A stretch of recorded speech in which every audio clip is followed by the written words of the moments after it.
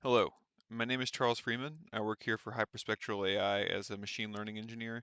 And today I'm going to be talking a little bit about bridging the bioprocess visibility gap, and specifically a lot of the work that we've done in scientific automation and with the Silo 2 driver to address a lot of needs in precision microscopy and in Raman spectroscopy, precision intelligence, and spectral intelligence. So, what exactly are we going to be covering today? So like I said, we're going to talk about the bioprocess visibility gap and how we define that and like what kind of practical implications this issue that we've identified tends to have in like most biophysical applications. And we're also going to talk about the kind of drivers and suites of intelligence that we've developed for precision microscopy and Raman spectroscopy in particular, and the amount of kind of work that we've done there. And we're also going to talk about our AI-driven detection pipeline, so all of the stuff that we've developed internally in terms of for segmentation, for deep learning, et cetera, for a lot of the biophysical applications that we've developed around the Silo 2 drivers. We're also going to talk about the work that we've done to make these kind of drivers and things wrapped in Silo 2 real-world robust, and what we've done to make them applicable for like unseen environments without synthetic reference standards. And then finally, we're going to talk about how like this agentic lab automation kind of arises out of these Silo 2 protocols that we've developed as sort of an organic consequence of the work that we did in this field. So to start this off, we're going to talk a little bit about our specifically our Raman end-to-end pipeline.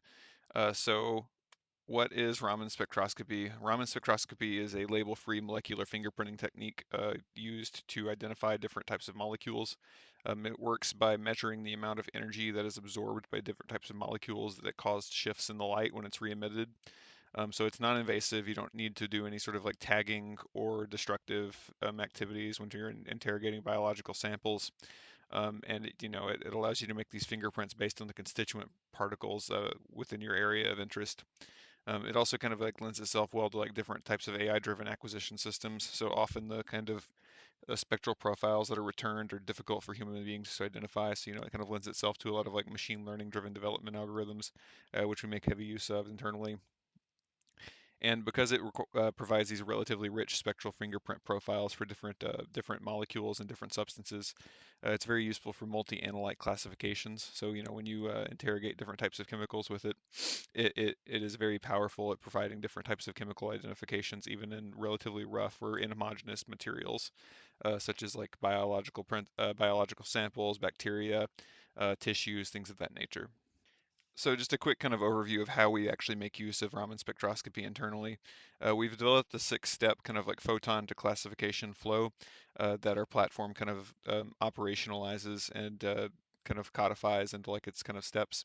The first of these is like the automated acquisition stage and the cell segmentation stage. So the way that this occurs is we use a lot of precision microscopy routines and like automatic cell detection routines to automatically identify and target particles of interest, in this case bacteria. Once these acquisitions, which are automatically taken, are fed into our upstream processing, we do a lot of spectral preprocessing that involves a lot of preprocessing steps and then machine learning identification steps to like discover and like classify the analytes.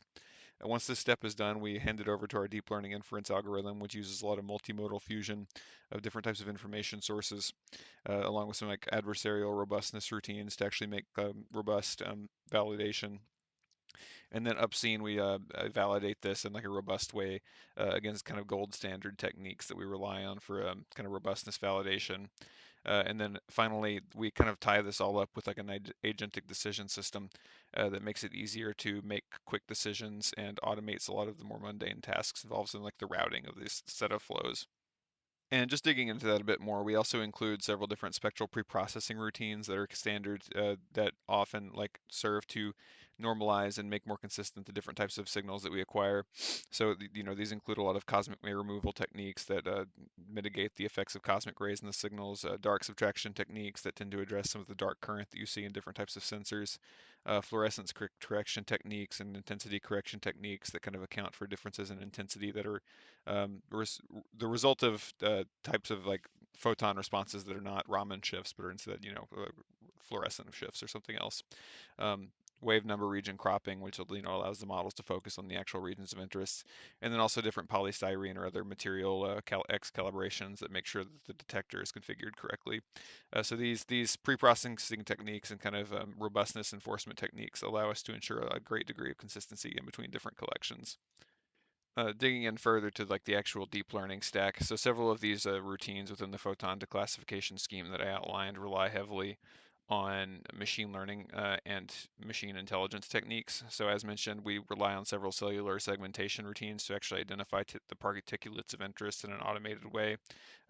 We all then rely on like an internally developed ultra high resolution targeting routine to actually position the motors and position the spectrometer to actually acquire scans of the particles of interest. We also rely on several multimodal fusion techniques to actually ingest not only data from the spectrometer, but also data from the internal camera and also in some systems, the hyperspectral cameras, to all make determinations about what analyte we're actually looking at. Further, we also rely on several adversarial training heads that suppress information about the source matrix so that we can be more robust to unseen environments. And then finally, rely on some label-free outlier detection routines that reject scans and signals that appear to be from non-biological substrates. So how do we actually validate that this platform works? Spec AI is built on like a broad range of validations. So it is predicated on both real patient samples, which tend to include a lot of like real clinical and environmental samples that are taken from, patient blood and stuff of that nature. It's also tested on unseen samples from within a different biomatrix.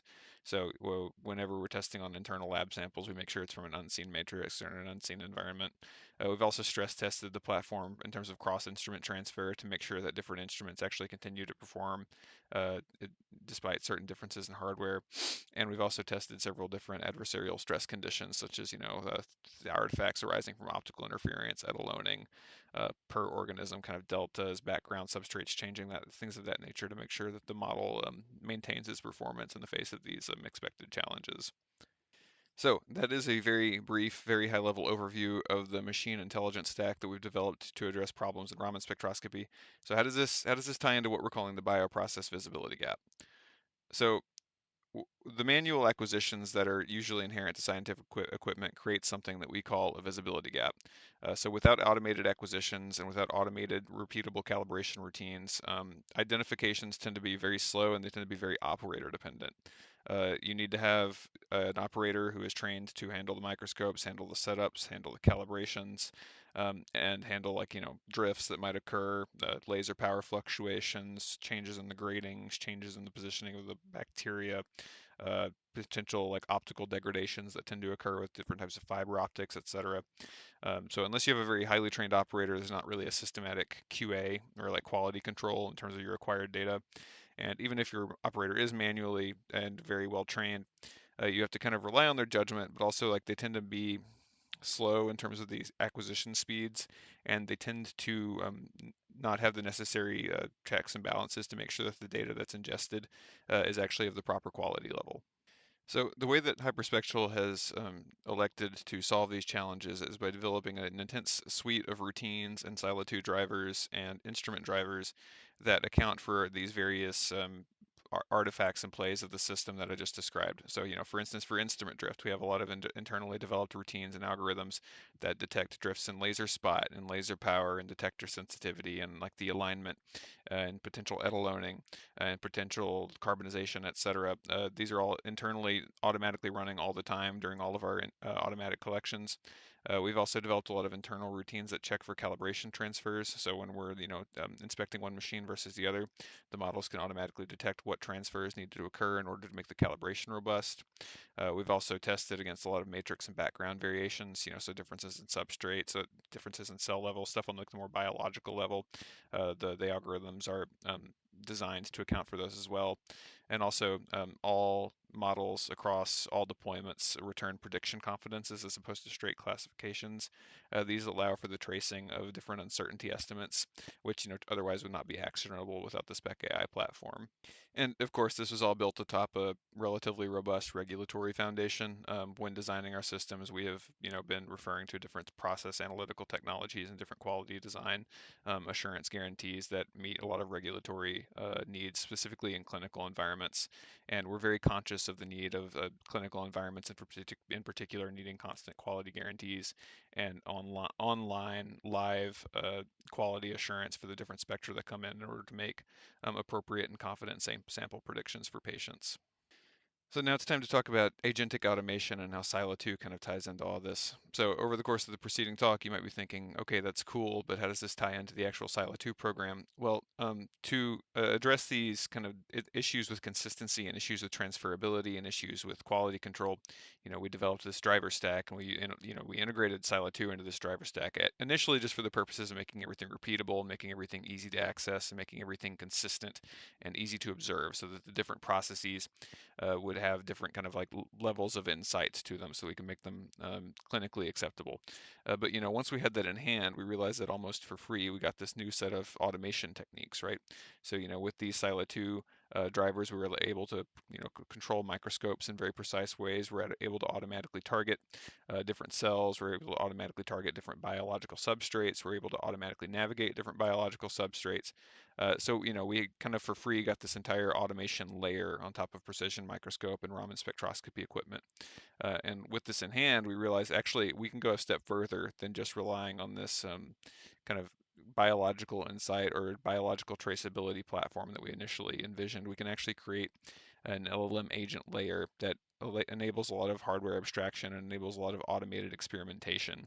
And in particular, because our platform is kind of predicated on these like tight metrics that define, your F1 score, your kind of classification results, your efficacy overall based on these ground truth like gold standard techniques that we mentioned earlier. This actually allows for like closed looped adaptation. So our drivers are able to be fed into these upstream models. The upstream models are able to come up with different experiments based on these drivers, and then the closed looped adaptation gives you results in real time and adapts to different experimental protocols to give you the best results that it can find based on different experiment parameters that the driver exposes. So using this stack of Silo 2 drivers, we've been able to build a real-time intelligence system specifically for identifying and describing different bacterial isolates, in particular bacterial cells. So, using this automated experimentation loop, we were actually able to describe and define a system that achieved a less than 1 minute spectral classification time. We were actually able to get also over 95% accuracy in comparison to gold standard methods on unseen species samples. And finally, we've also been able to greatly speed up the actual data set generation time as compared to a manual workflow. So, a big confounder in typical Raman spectroscopy workflows is that it takes months for a human operator to actually generate the data sets you need to make these kinds of classifications. With these drivers, because we can let the machines run 24/7 and at a greatly enhanced speed, generating a clinical validation ready data set takes only a couple of weeks at most, even for substrain level specifications.